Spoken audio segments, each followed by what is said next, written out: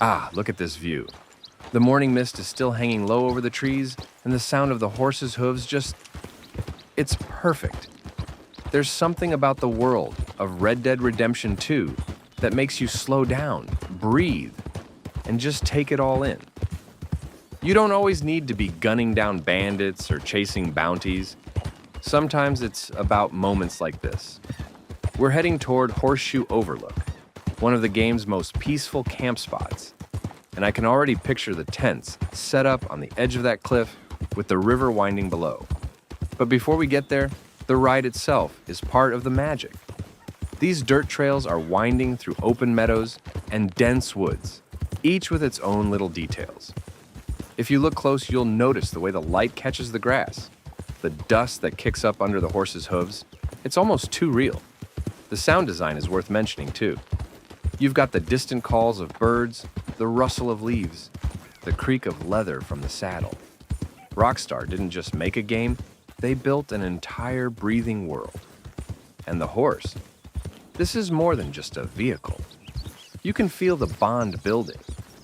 Every time you brush him down, feed him an apple, or just talk to him, it adds something. In a way, you're not riding to Horseshoe Overlook.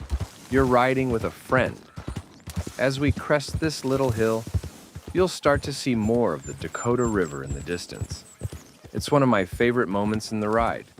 The way the landscape starts to open up, hinting at the view you're about to get when you arrive. If you play with the cinematic camera on, this section feels like it could be straight out of a Western film.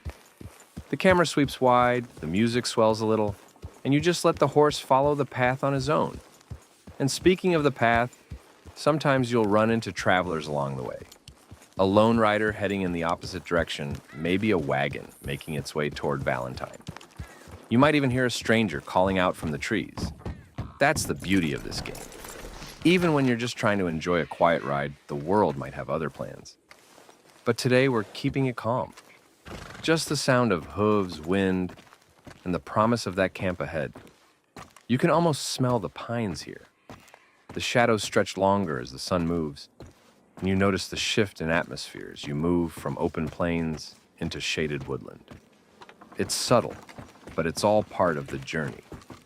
And when you finally start to see the edge of Horseshoe Overlook, when the trees break and you get that sweeping view, it's one of those moments where you stop for a second. You just want to take it in before you ride into camp. Here we are. The campfires are smoking. You can hear the faint chatter of the gang, and there's that wide view over the river. After a ride like that, it feels like home, at least for a little while. When the Linde gang sets up camp at Horseshoe Overlook, they're in a strange middle ground, caught between the chaos of the Blackwater job gone wrong and the uncertain future ahead.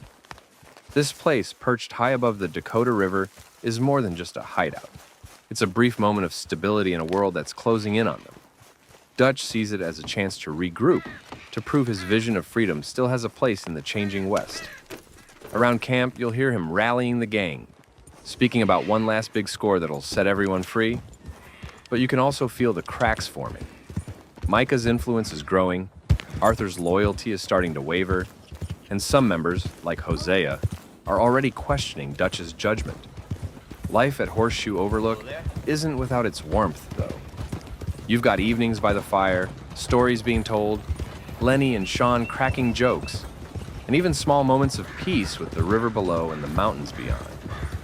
But it's clear this is only a chapter, not the end of the story. The gang might laugh here, plan here, even dream here. But the law, the Pinkertons, and time itself are closing in. And when they leave Horseshoe Overlook, they'll be one step closer to their downfall.